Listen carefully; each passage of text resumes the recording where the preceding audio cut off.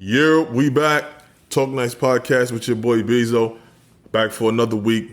And you know I'm never by myself. I got my guy with me, Mr. Selfmade 80. Talk to the people, introduce yourself, let them know you're here. What up, everybody? Selfmade 80, Corey. You already know what it is. Back again, ready to Talk Nice podcast. Get this thing cracking. Another week. Yo, you know what we got to talk about. Sunday night, we going to jump right into it, right into the fire with these guys that parade themselves as a professional football team and supposedly America's team, Dallas Cowboys. Sunday night against the Bucs. Couldn't get a touchdown. Matter of fact, the only team in the NFL Week 1 that didn't score a touchdown. Ain't sniffed the end zone whatsoever. 3 points. Dak looked like he can't never learn to read a defense 7 years in. Zeke, 7 yards a carry, damn near. 10 touches in the first half. Wide receivers, although they just finished packing bags at Kroger. Can't get no separation. Defense can't stop the run. Leonard Fournette looked like he was fresh, 25-year-old body out there. Just embarrassing. And on top of that, injury to insult, I should say. Dak, injury bug strikes again. Broken thumb or torn ligament or whatever you want to call it, out 6 to 8 weeks. Season just started. Excited. Matter of fact, I seen that you was in the building, so I need to know what that atmosphere was like in the building for the whole game. But just give me your thoughts, man, on the conundrum and catastrophe called the Dallas Cowboys, man. Yeah, I was in the building. The atmosphere was great, man. You know, like you said, beginning of the season, everybody was excited. You know, we pumped. You know, most of us, that's not like divisional Cowboys fans, like seeing the off season, like we study the Cowboys weekly, every day throughout the season, 24/7, 365. So like we know going in, like the offense wasn't gonna be like how it was last year, without Cooper and Gallup out. So, it was gonna be some struggle. But for the fact that they couldn't score a touchdown, not one time, it was like embarrassing and was shocking because, like, to be honest, like that first drive, like they moved the ball well. So I'm like, okay, like we might have something here, just a little, adjustments that they got to make. And then after that first drive, like the offense was just flat out terrible. And like you said, like Zeke averaging 5 yards a pop, doggone 6, 7 years. I think his longest might have been 7, but he was just getting like 5 yards a pop, and they wasn't really stopping the run. And the fact that Kellen Moore went away from it is crazy. Like, I was just in shock. Like, dang, why is you going away from the run game when you getting 5 yards a pop? Like Zeke, I think Zeke finished with like 10 carries, 52 yards. And it's sad that the Bucs linebacker Devin White told the Bucs media members that all they did was study last year's game film, and they knew that Kellen Moore wasn't going to stick with the run. And when they did run, they was going to stay away from going inside, and they were going to try to run east and west. And that's exactly what he did. And all they realized and knew that all he was going to call was a bunch of hitches, slants, and curls. And if you watch the film and then you see the game, that's basically what they did. Like, it felt like Jason Garrett Esquire Part 3. Like, I'm just sitting in the stands. Like, I felt like I was watching the playoff game that we lost in the 49ers last year. Like, that's how bad it was. And I'm sitting here like this can't be real. Like, y'all can't be serious. And like you said, like Dak, I'm Dak fan, but I'm not going to sugarcoat nothing. Like, he was terrible Sunday night. Like, he wasn't reading the field, and he wasn't reading the defenses. Like he was like a rookie, like he'd never seen NFL defense before. So I don't know what's going on with that. And the crazy thing is, like, sometimes like if Dak have a bad first half or something like that, 9 times out of 10, like the second half he'll come out, going, and like he'll look like the Dak we know. And even if like we may be down like, double digits or something like that, he may bring us back and make it respectable or bring it back to where we can come back and win the game. But for him not to be able to do that, nothing at all, it was just sad. Like, and the main thing that bugged me was when Donovan Wilson got that interception at midfield on Tom Brady. The offense had 3 plays and only gained 2 yards. That is ridiculous. When that happened, Let me tell you. Can't be serious, bro. Let me tell you something, man. I'm watching the game, and I'm looking, and I'm like, all right. They talked all summer. We getting back to the run game. We gonna feed Zeke. We got Tony Pollard, and I'm like, okay. I see Zeke get the ball. He looked fresh. He hitting the hole, coming up off for tackles. Dragging defenders 2-3 more yards, getting extra. It's not the usual. He hit the hole and he fall 2 yards in. So I'm like, okay, fresh. This can be something. I'm like, we going against a Bucks team that they study. They got Tom Brady. I'm pretty sure they're gonna be ready to go. Dak throwing the ball, and I'm like, what are you doing? Like, there's 3 defenders around this guy, and you throwing the ball, and then I notice he keeps pump faking, and then he'll throw the ball. I'm like, what are you afraid of? What are you scared of to let the ball go? You pump fake, and then you give the defense. First of all, the receiver's now past the point where the ball should have been on him, and now the defender has done regroup, and they caught up, and it's probably a second defender coming over top to either break the play up or is going to break on the ball. Right. So I'm like, you 7 years in. This shouldn't be the same. This shouldn't be looking the same. And you're fresh off of 1 year back from injury where I can understand, okay, you're worried about your ankle. You shouldn't be worried about your ankle no more. You should be ready to go. And it's not like I'm looking at the offensive line. Outside of a few penalties from Terrence Steele, they're holding up pretty good. It wasn't like you was getting touched where we thought it was going to be. Tyler Smith held up pretty good on his side. Terrence Steele, for the most part, outside, like I said, those penalties, held up for the most part. What are we doing? Are we not prepared? You home. It's not an away game. You home. You got the crowd behind you. And then I'm like, the defense is bailing you out. Mind you, they gave up yards, but they kept it field goal. What are we doing? And I'm like, this makes no sense. And then when you had sent me earlier in the week, you sent me the post about the Bucks saying we knew exactly what they was going to do. I'm like, so what are we paying Kellen Moore for if you're going to use the exact same game plan that you used a year ago with the same team? And if you're a fan of the Cowboys, you know exactly what the Bucks said is exactly what they do game in, game out, every week. Slants, comebacks, screens, and it's the same thing over and over again. You're doing trick plays at the wrong time. You're moving the ball, all of a sudden you want to do reverses. Tight end, don't know who he blocked. I don't know what he thought he was doing on the one play. He faked one way and then turned around and you blocked your own guy. Bucks player flew right by both of them, blew the whole play up. Then you do the screen to CeeDee Lamb. Again, Schultz is 2 inches from CeeDee Lamb. He can't catch the ball because you right in the way. What are we doing? We going backwards. I'm like, this don't make no sense whatsoever. And I blame it on the front office. I blame it on the front office. You went all summer. You knew what was needed. You knew what we needed.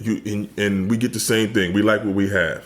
You like what you have. Are you even watching what you have? Like these guys are not prepared. They're undisciplined. And you wasting talent. You wasting years on young talent. Micah Parsons can be the best defensive player in the NFL. You wasting his time. Nobody wants to sit there and get no breather because the offense is going 3 and out. And it's just going to get worse because now I hear they're not even looking to upgrade at the QB position. They running with Cooper Rush. I'm like, I'm not sure if we looking at the same Cooper Rush or they see something different in practice. But I'm like, this guy looks like a deer in headlights every time he get under center. Exactly, and like let's be honest, the real reason why he's still QB number 2 is because he won that one playoff. I mean, that one game, regular season game last year when Dak was out in Minnesota. But I mean, he had Cooper to throw the ball to, and Coop not even here. You know what I'm saying? Like Coop single handedly helped us win that game. So they look at that and just feel like, oh, he can get he deserves the QB2. And I mean, I wouldn't be surprised if we might see Will Grill. I honestly would prefer him. I mean, even though Kellen like playbook sucks or his schemes or whatever he's trying to do, like at least Greer is mobile to where he could kind of keep some of the stuff that he was doing, or trying to do with that, that at least try to help move the ball. But yeah, like man, I don't, they was talking today about how much they have confidence in him and he commands the offense and commands huddle and all that. But that's just tongue in cheek with me. Like at this point, y'all got to show me because I mean, y'all been saying y'all been ready week 1, and then y'all come out it look like y'all was unprepared Sunday night. It was like just an embarrassment, man. Bruh. And then you got, and the one thing that's pissed me off with the front office, they drafted Jalen Tolbert, a 3rd round pick.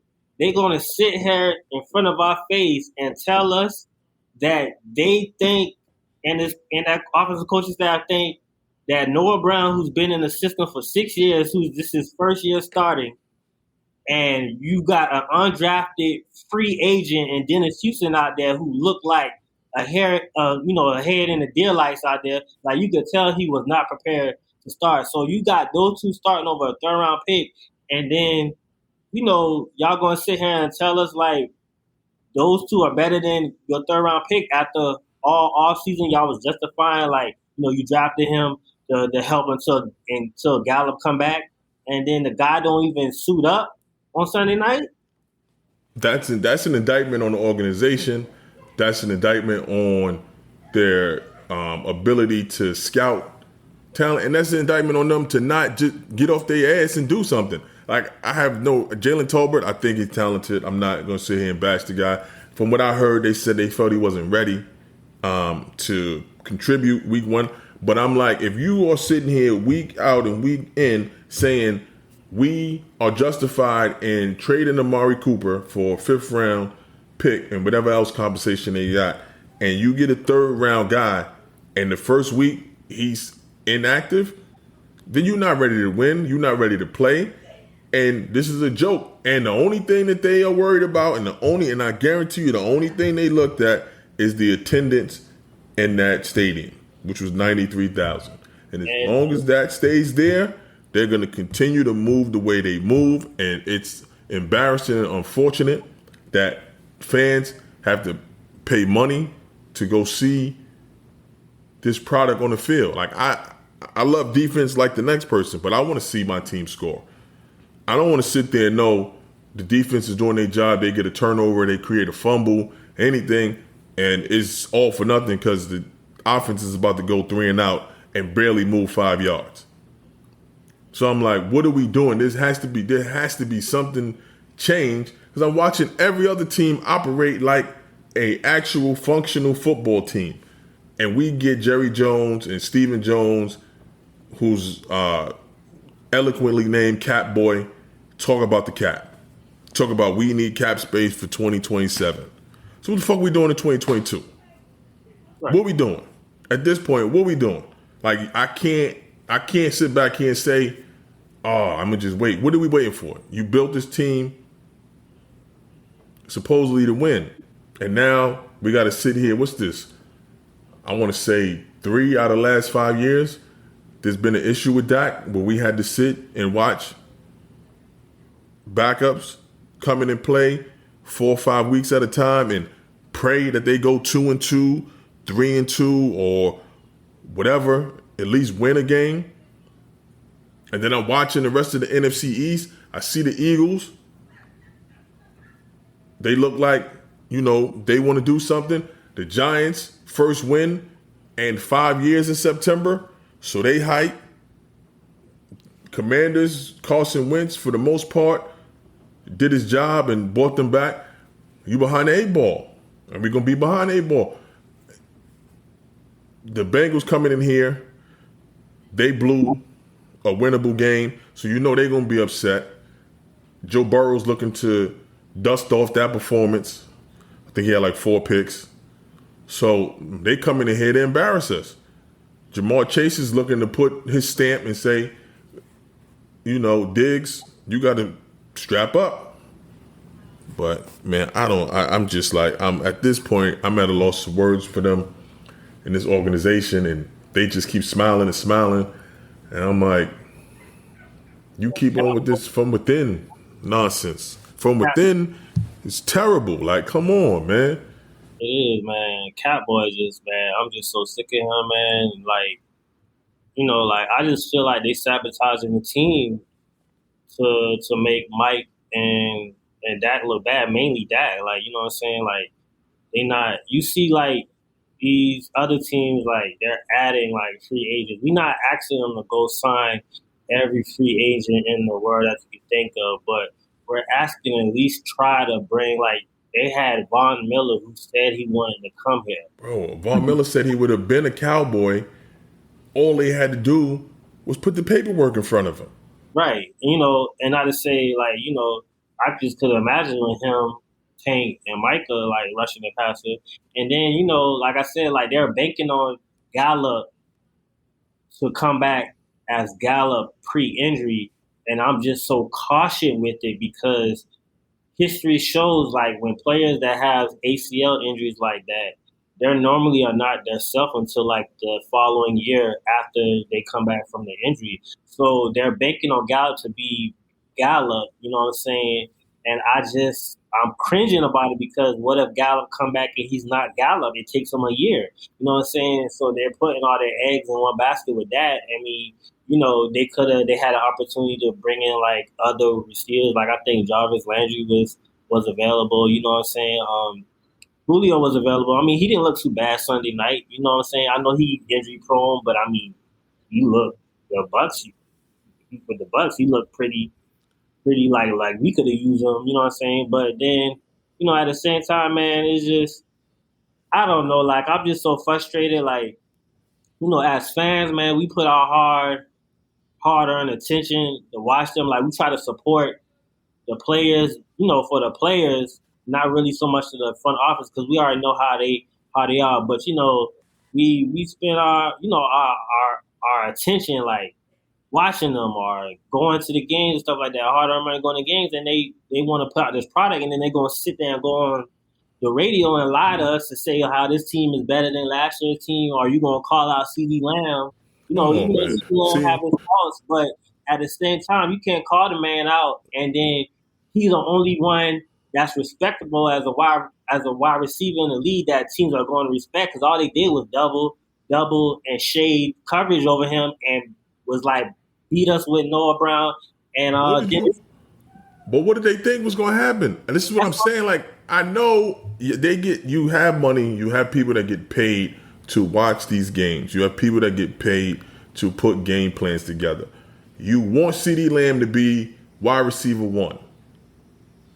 And you put him next to undrafted free agents, a guy that's been on the team for 6 years and still is not proven to be trusted as the number 2 in Noah Brown.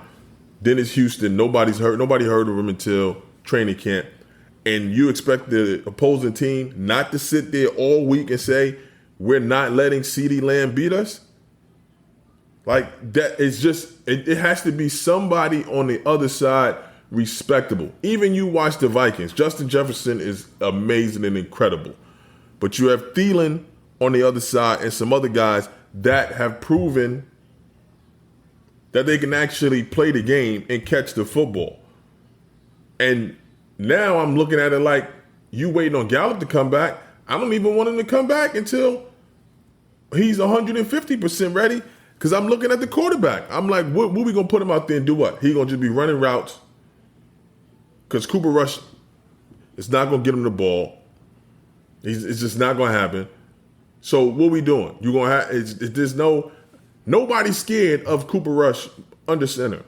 They gonna pin their ears back and send the whole team because they know once he hears anything, he gonna have happy feet, and there's no sitting in the pocket and throwing the ball under pressure. He's just gonna curl up and take the sack. And you gonna run. Then you gonna run Zeke into the ground. I don't understand. Then I'm looking at certain decisions. I see passing play. They got Tony Pollard on the field, and he's pass blocking. I'm like, Tony Pollard is my size. Why is he pass blocking? And Zeke is out there. Then you run it, Tony Pollard inside the numbers. I'm like, why are we doing that? Tony Pollard should be on the outside, catching screens. He should be, everything should be outside for Tony Pollard. Zeke should be hitting in between the tackles. What are we doing at this point? So, like I said, I don't know. Sunday, they got the Bengals. I'm looking at 0-2. I'm sure everybody in the building that's going to be in the building is looking at 0-2. And they never going to learn their lesson. Like, I heard them when he said today, Cooper Rush, he knows the offense, and I'm like, he knows what? What else do you need to see? That boy don't know. He don't know nothing. And then I think I saw something. They said they're gonna open it up. To who? Open up to who? Y'all the boys don't get no separation. Corey, them boys don't get no separation. And that's what I'm saying. And who you open it up to? And then I'm like, y'all want to open the offense up now, but just last week, y'all talked with your franchise quarterback. Y'all was trying to protect him. Protect what? Like, and that's the thing I hate about them too. Like, that's why I just feel like they try to throw, like I said, like, that was terrible Sunday. Like, no ifs, ands about that. He was terrible. But they try to throw it in his face, like, and throw it in our face, like, they try to like act like he the problem. Like, if Catboy ain't bringing up, oh, we can't bring in such because of quarterback money. Well, dummy, you was the reason why that you waited too long. The doggone paid the guy where you could have paid him way before the Eagles paid Wentz. But that's a whole nother story. So that's your fault. You can't sit there and blame Dak calls y'all on y'all bluff.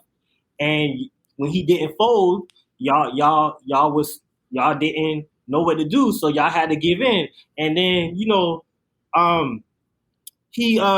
just saying like we trying to protect him from what? That's your franchise quarterback. So I just feel like they're just trying to throw him under the bus. And like I said, like they not want to upgrade. They trying to they feel like that should bring the better out of the receivers, which to a certain degree he should, because we paying him all that money. But at the same time, like you can look at the Packers Sunday, like Aaron Rodgers didn't look like Aaron Rodgers without Devontae Adams. You know what I'm saying? So like, yeah, he gonna need, like, you can't just expect him to have a number one wide receiver, but the number one wide receiver doesn't have like a number two or at least a number three on the other side where teams can not pay so much attention on the number one. Like, so that's my whole issue with them. Like, they trying to throw everything on him, and then at the same time, they're not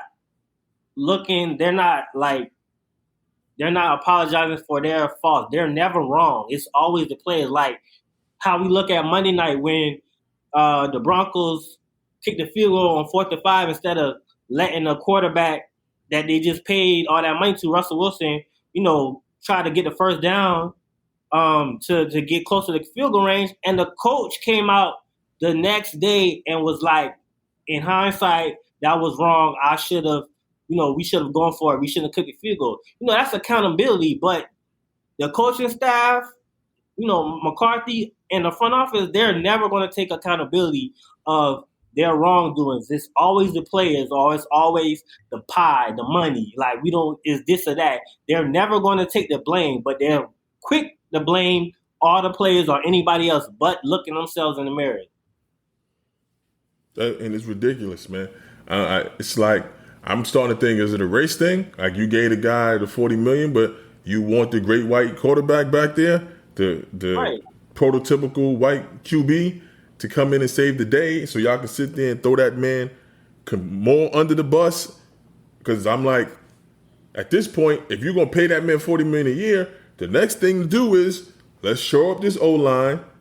Let's get him some playmakers that actually can make plays, so we can utilize exactly what we pay for. The man he not Tom Brady, he not Aaron Rodgers in a prime. So why would you not compliment him? What makes him better? And the one thing that separated him from a lot of the guys was he was able to throw the ball and he was able to use his feet. Ever since the ankle injury, he's scared to death to move out the pocket. So if that's the case, what are we doing? Are we going to make him a better pocket passer? He's better throwing passes on the run than he is standing there. As I always thought from before, I was like, he can't read a defense. But I would think, okay, as you get older and then you have time because you hurt, that would be one thing that you would, improve on. But I watched Sunday night and I'm like, there's 4 guys around him. What are you throwing the ball there for? Throwing the ball and it's coming up short. What are we doing? Yeah, I feel like he can read defense, but I just don't. Ever since that Denver game last year, like is like all they doing is rushing 4, dropping 7, and I don't know. I just don't understand what that seeing in certain plays.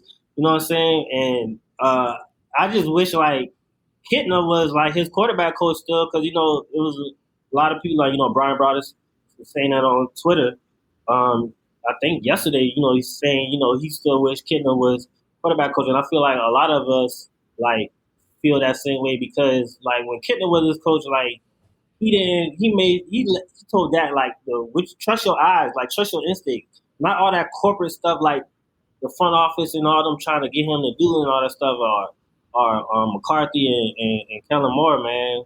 So like I don't know what it is with him though. Like since that Denver game, man, it's like he ain't reading the field right, and I don't know what they can do or what he can do to get out of that funk. Part of that is Kellen Moore too with the play calling. You know what I'm saying? But I mean, I don't know, man. It's rough, but yeah, we'll see what happens. Because I want you to take command of the offense. If you know something is working or something is not working, I don't care what Kellen Moore throws. You should have that carte blanche to say, no, we're not running that. We're running this. I'm the quarterback, and I'm going to run what I think works. Right. But it's like they can't do that because like that's what wrong with the later. What you going to do? You going to call a timeout? You going to bench him? You ain't going to do none of that. Listen. But it's like you sit there and it's the same. I don't know, but it's just it's disappointing. Just because there's guys there that can get the job done, and then this front office is just like, I'm like, you can't. They're not gonna bury you with this money and this cap money that you talk about. What does it matter? Like at some point, you've been what's this? Almost 30 years since they held up the Lombardi. And you barely get in when you've been in the playoffs twice in the last however many years. Throw caution to the wind. At some point, it's just a blank check. Get these guys, and I'm not like you said, we ain't signing everybody, but a lot of these guys, they be wanting to lowball them. Here, we got $500,000 for you. Like what? I'm not doing that shit. Exactly, man. Like I mean, put some money up. Right, man. And then you got one of the greatest young talents on defense in Michael Parsons, and I just feel like y'all about to waste this man's career like y'all did with Romo, Dez, DeMarcus, Ware, the list goes on. Like, I'm just tired of seeing wasted talent just go, decades and years and nothing to show for it. You know what I'm saying? Like, it's getting old. And I know they got to see this and realize that, man. Like, and I just wish sometimes these players. Now I feel like Micah, like, ain't gonna sugarcoat nothing. You know what I'm saying? But yeah, I wouldn't be surprised. Like, at one point, I want these players sometimes be like, man, I'm going after my contract up. You know what I'm saying? Like, enough is enough. Like, so, but definitely. What about the rest of the week? And what game stood out to you from this Sunday that you? I know the Steelers Bengals game.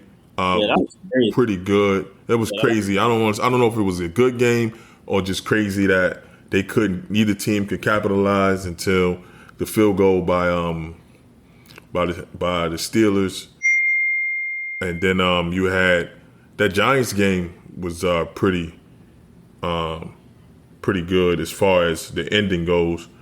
I thought they was going. I thought the Giants was going to do what the Giants do and blow the game. Yeah, Let them get that field goal. But what game stood out to you? I would say like that game was those games stood out to me. The Chiefs looked real good without Tyreek Hill. You know, like I mean that they put on a show. I would say that Broncos and Seahawks game was surprisingly good too. I'm not gonna lie, like I was fairly like tuned into it. Like I didn't think it was gonna be that good. I thought the Broncos was like going like not steamroll through them, but like win pretty convincingly. So it's kind of shocking, that they. I was thinking when I was watching the game and then before the game, I'm not sold on the Broncos. Yeah, their O line seems bad, or is it? For some reason, Russell Wilson always got a bad O line, whether it's Seattle or the Broncos.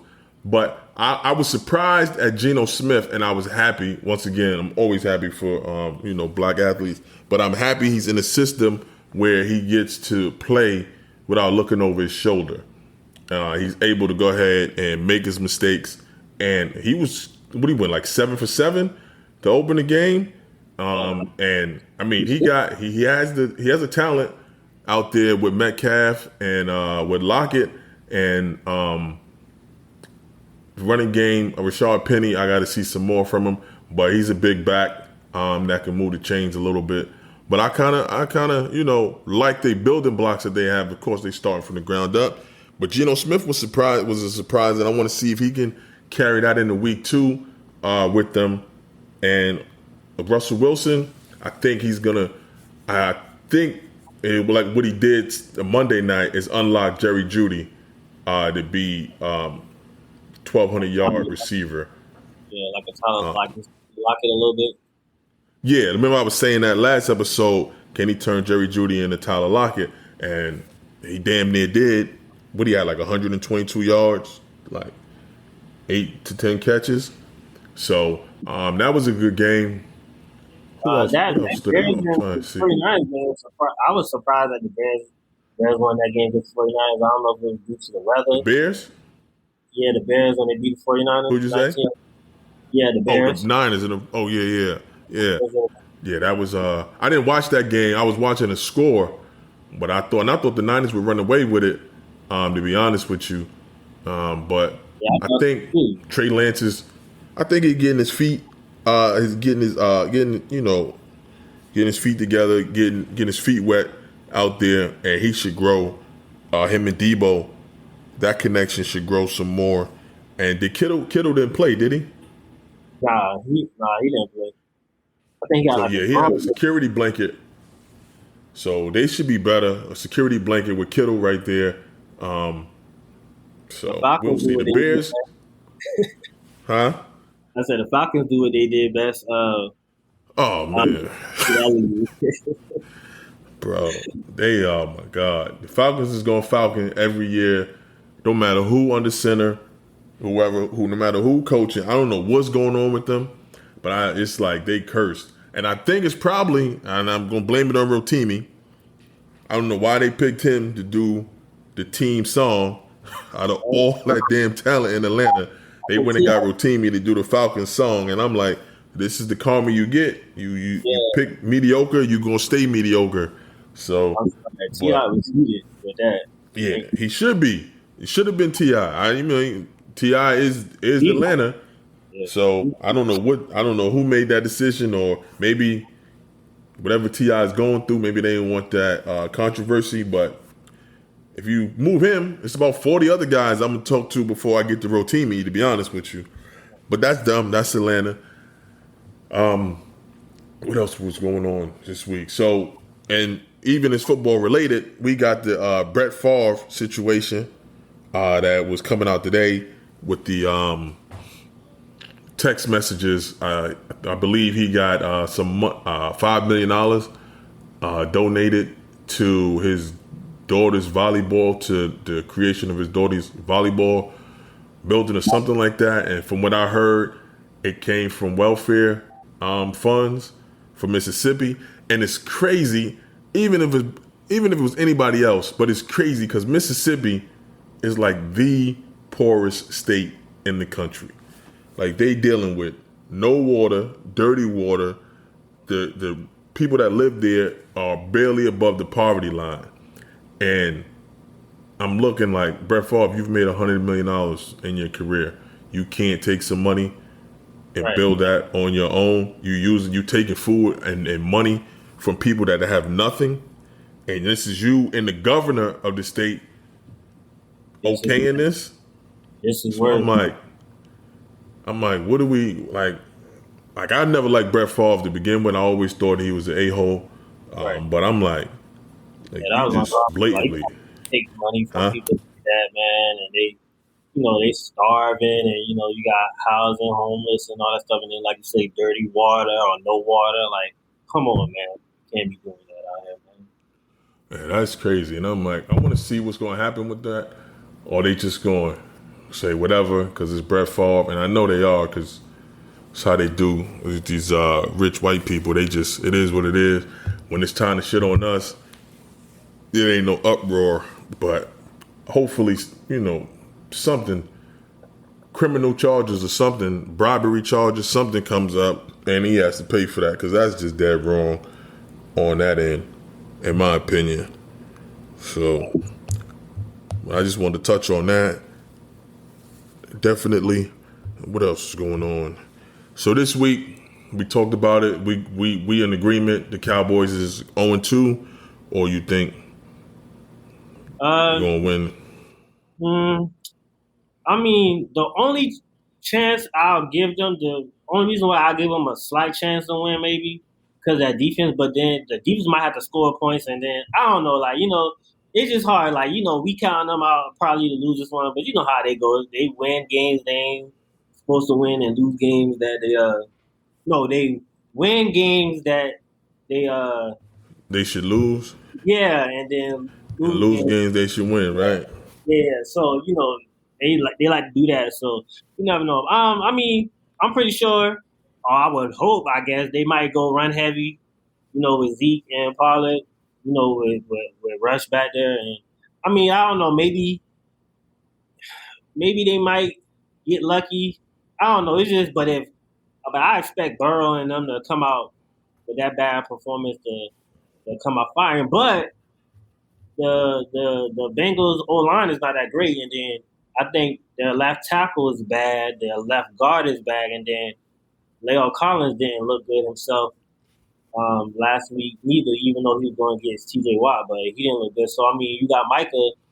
I mean, he had 2 sacks last week. I wouldn't be surprised if he had another 2. Yeah, this week. Yeah, and I can see that. Yeah, then like I said, like the defense probably have to, like, they get a turnover, might have to score 6. And I don't think they would go another Sunday without scoring a touchdown. But I mean, at this point, I don't know. But I mean, of course, our chances is not great without that. But I don't know. I guess they just gotta. I'm tell you, I'm gonna chalk it up 0-2. I'm just gonna be pessimistic. I can't. I don't have confidence in them winning, but like I said, I wouldn't. This point, they do something. They surprise us and actually win. This point, man, I'm gonna crack a beer, turn it on, and hope for the best and prepare for the worst. Watch that defense. That's it. That's all. I want to see the defense improve. I want to see the run defense improve. I just want us to be stout on one side of the ball completely, and I'll be happy. And whatever the wins and losses, I think the season is a wash anyway. So It is what it is. But Thursday night game, the Chiefs and Chargers. Like you said, Mahomes looked midseason form, 5 TDs, no interceptions. They moved Tyreek Hill to the Dolphins, so now they got 3-4 receivers outside of Travis Kelce that he can hit, spread the ball around. So that offense was looking, all ready to go. Defense was looking fast, which was something that they worked on because last season it wasn't. That was their Achilles heel. So they looked good against the Cardinals. Now they got the Chargers. Justin Herbert is the golden boy in the NFL right now. Online, so many people talk about he makes the game look so easy. His accuracy is off the charts.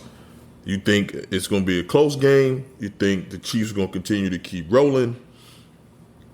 I think it's a division game, so I wouldn't be surprised to be close. But I saw that Keenan Allen not playing Thursday. I think he got an injury, so that's big. So I think I got the Chiefs winning. But the Chargers defense is good. You got the other Bosa, and then you got Khalil Mack coming on the other side. But the Chiefs have shored up their whole line, to protect Mahomes since previous Super Bowl years and then last year.